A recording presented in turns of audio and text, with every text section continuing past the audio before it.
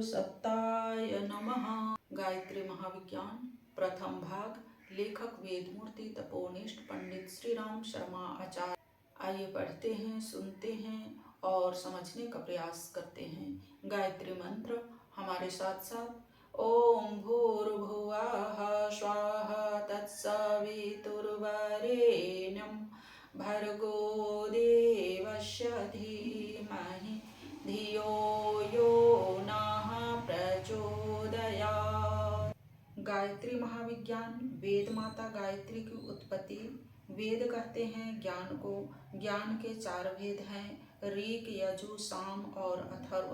कल्याण, प्रभु प्राप्ति, ईश्वर दर्शन, दिव्यत्व, आत्म शांति, ब्रह्मा निर्माण, धर्म भावना, कर्तव्य पालन, प्रेम, तप, दया, उपकार, उदारता, सेवा आदि ऋक के अंतर्गत आते हैं। पराक्रम, पुरुषार्थ, साहस, वीरता, रक्षा, आक्रमण, नेतृत्व, यश, विजय, पद, प्रतिष्ठा, यह सब यजु के अंतर्गत आते हैं।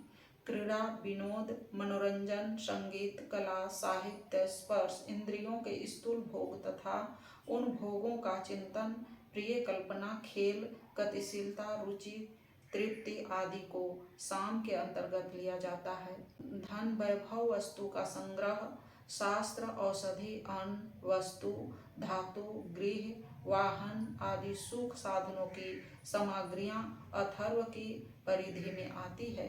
किसी भी जीवित प्राणधारी को लीजिए, उसकी सूक्ष्म और स्थूल, बाहरी और भीतरी क्रियाओं और कल्पनाओं का गंभीर एवं वैज्ञानिक विश्लेषण कीजिए।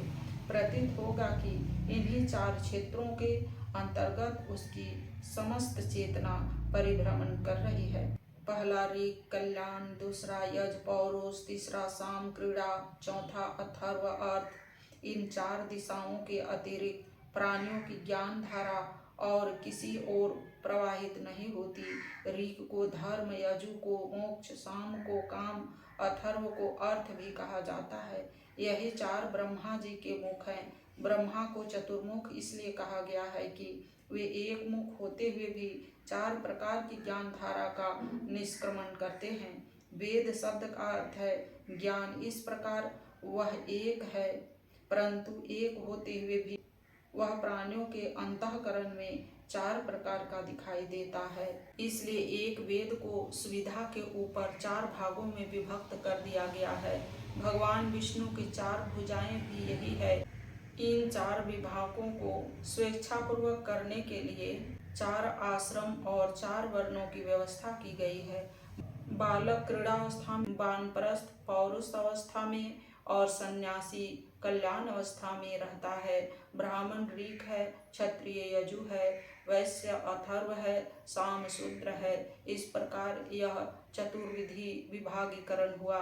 यह 4 प्रकार के ज्ञान उस चैतन्य शक्ति के ही स्फुरना है जो सृष्टि के आरंभ में ब्रह्मा जी ने उत्पन्न की थी और जिसे शास्त्रकारों ने गायत्री नाम से संबोधित किया है। इस प्रकार 4 वेदों की माता गायत्री हुई, इसी से उसे वेद माता भी कहा जाता है। इस प्रकार जल तत्व को बर्फ, भाप, बादल, ओस, कुहासा आदि, वायु, हाइड्रोजन, ऑक्सीजन तथा पतले पानी के 4 रूपों में देखा जाता है।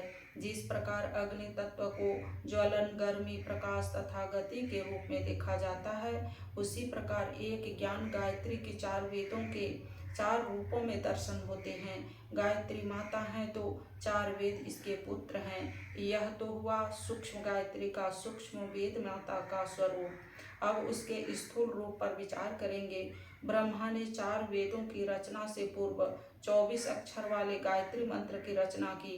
इस एक मंत्र के एक अक्षर में सूक्ष्म तत्व आधारित किए गए हैं, जिनके पल्लवित होने पर 4 वेदों की शाखा प्रशाखाएं तथा त्रुटियां उद्भूत हो गई। एक वट बीज के गर्भ में महान वट वृक्ष छिपा होता है। जब वह अंकुर रूप में उगता है, वृक्ष के रूप में बड़ा होता है, तो उसमें असंख्य शाखाएं, टहनियाँ, पत्ते, फूल, फल लद जाते हैं। इन सब का इतना बड़ा विस्तार होता है जो मूल वट बीज की अपेक्षा करोड़ों अरबों गुना बड़ा होता है। गायत्री के 24 अक्षर भी ऐसे ही बीज हैं जो प्रस्फुटित होकर वेदों के महा विस्तार के रूप में अवस्थित होते हैं। व्याकरण शास्त्र का उद्गम शंकर जी के वे 14 सूत्र हैं जो उनके डमरू से निकलते हैं। एक बार महादेव जी ने आनंद मग्न होकर अपना प्रिय वाद डमरू बजाया। उस डमरू में से 14 ध्वनियां निकली। उनके नाम ऋक, एओंग, एऔच, हैवर, लन आदि 14 सूत्रों को लेकर पाणिनीय ने महाव्याकरण शास्त्र रच डाला। उस रचना के पश्चात उसकी व्याख्याएं होते होते आज इतना बड़ा व्याकरण शास्त्र प्रस्तुत है जिसका एक भारी संग्रहालय बन सकता है। गायत्री मंत्र के 24 अक्षरों से इसी प्रकार वैदिक साहित्य के अंग प्रत्यंगों का प्रादुर्भाव हुआ है।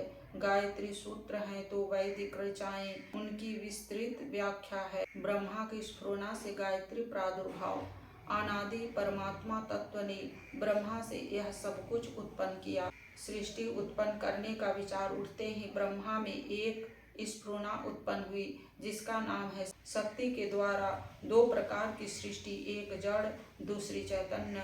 जड़ सृष्टि का संचालन करने वाली शक्ति प्रकृति और चैतन्य सृष्टि को उत्पन्न करने वाली शक्ति का नाम सावित्री है। पुराणों में वर्णन मिलता है कि सृष्टि के आदिकाल में भगवान की नाभि में से कमल उत्पन्न हुआ।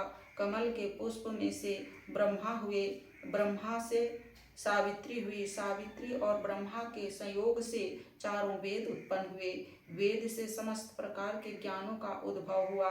तदंतर ब्रह्मा जी ने पंचभौतिक सृष्टि की रचना की। उस अलंकारिक गाथा का रहस्य यह है, निर्लिप्त निर्विकार निर्विकल्प परमात्मा तत्व की नाभि में से, केंद्र भूमि में से, अंतःकरण में से कमल उत्पन्न हुआ और वह पुष्प की तरह खिल गया। श्रुति ने कहा कि सृष्टि के आरंभ में परमात्मा की इच्छा हुई कि एको हम बहुश्याम, मैं एक से बहुत हो जाऊं। यह उसकी इच्छा स्फुरना नाभि देश में से निकलकर स्फुटित हुई, अर्थात कमल की लतिका उत्पन्न हुई और उसकी कली खिल गई। इस कमल पुष्प पर ब्रह्मा उत्पन्न होते हैं। यह ब्रह्मा सृष्टि निर्माण की त्रिवेदी शक्ति का प्रथम अंश है।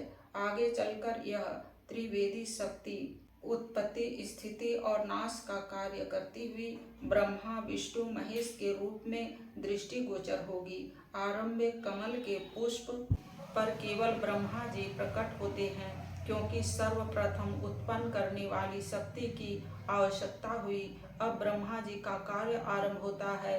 उन्होंने 2 प्रकार की सृष्टि उत्पन्न की, एक चैतन्य दूसरी जड़। चैतन्य शक्ति के अंतर्गत सभी जीव आ जाते हैं जिनमें इच्छा, अनुभूति, अहम भावना पाई जाती है। चैतन्य की एक स्वतंत्र सृष्टि है जिसे विश्व का प्राणमय कोश कहते हैं। निखिल विश्व में एक चैतन्य तत्व भरा हुआ है जिसे प्राण नाम से पुकारा जाता है। विचार, संकल्प, भाव प्राण तत्व के 3 वर्ग हैं और सत, रज, तम यह 3 इसके वर्ण हैं। इन्हीं तत्वों को लेकर आत्माओं के सूक्ष्म कारण और लिंग शरीर बनते हैं। सभी प्रकार के प्राणी इसी प्राण तत्व से चैतन्यता एवं जीवन सत्ता प्राप्त करते हैं। जड़ सृष्टि निर्माण के लिए ब्रह्मा जी ने पंचभूतों का निर्माण किया। पृथ्वी, जल, वायु, तेज, आकाश के द्वारा विश्व के सभी परमाणु मय पदार्थ बने। ठोस, द्रव, गैस इन्हीं 3 रूपों में प्रकृति के परमाणु अपनी गतिविधि जारी रखते हैं। नदी, पर्वत, धरती आदि का सभी पसारा इन पंच भौतिक परमाणुओं का खेल है। प्राणियों के स्थूल शरीर भी इन्हीं प्रकृति जन्य पंच तत्वों के बने होते हैं। क्रिया दोनों सृष्टि में है। प्राणमय चैतन्य सृष्टि के अहम भाव, संकल्प और प्रेरणा की गतिविधियां विविध रूपों में दिखाई पड़ती है। भूतमय जड़ सृष्टि में शक्ति, हलचल और सत्ता इन आधारों के द्वारा विविध प्रकार के रंग, रूप, आकार, प्रकार बनते बिगड़ते रहते हैं। जड़ सृष्टि का आधार परमाणु और चैतन्य सृष्टि का आधार संकल्प है। दोनों ही आधार अत्यंत सूक्ष्म और अत्यंत बलशाली है। इनका नाश नहीं होता केवल रूपांतरण होता रहता है। जड़ चेतन सृष्टि के निर्माण में ब्रह्मा जी की दो शक्तियां काम कर रही है। पहला संकल्प शक्ति, दूसरा परमाणु शक्ति। इन दोनों में प्रथम संकल्प शक्ति की आवश्यकता हुई, क्योंकि बिना उसके चैतन्य का आविर्भाव नहीं होता और बिना चैतन्य के परमाणु का उपयोग किस लिए होगा। अचैतन्य सृष्टि तो अपने में अचैतन्य थी, क्योंकि न तो उसको किसी का ज्ञान होता और न उसका कोई उपयोग होता है। चैतन्य की प्रकटीकरण की सुविधा के लिए उसकी साधन सामग्री के रूप में जड़ का उपयोग होता है।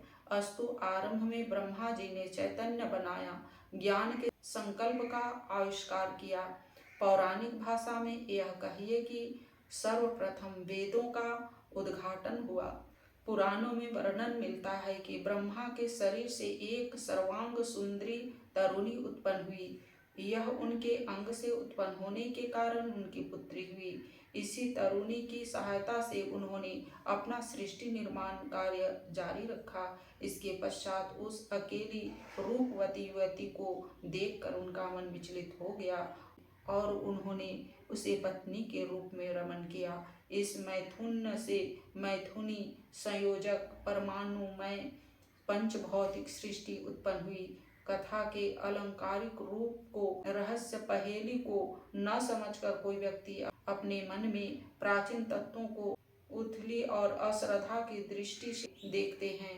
वे भूल जाते हैं कि ब्रह्मा कोई मनुष्य नहीं है और न ही उनसे उत्पन्न हुई शक्ति पुत्री या स्त्री है और न पुरुष स्त्री की तरह उनके बीज में समागम होता है। इस सृष्टि निर्माण काल के एक तथ्य को गूढ़ पहेली के रूप में अलंकारिक ढंग से प्रस्तुत करके कवि ने अपनी कलाकारिता का परिचय दिया है। ब्रह्मा निर्विकार परमात्मा की शक्ति है जो सृष्टि का निर्माण करती है। इस निर्माण कार्य को चालू करने के लिए उसकी दो भुजाएं हैं, जिन्हें संकल्प और परमाणु शक्ति कहते हैं। संकल्प शक्ति चेतन सत संभव होने से ब्रह्मा की पत्नी है। इस प्रकार गायत्री और सावित्री ब्रह्मा की पुत्री तथा पत्नी नाम से प्रसिद्ध हुई। कल के वीडियो में गायत्री सूक्ष्म शक्ति का स्रोत के बारे में पढ़ेंगे, सुनेंगे और समझेंगे। आज की वीडियो में इतना ही। लाइक, सब्सक्राइब और शेयर करें। धन्यवाद। ओम शांति।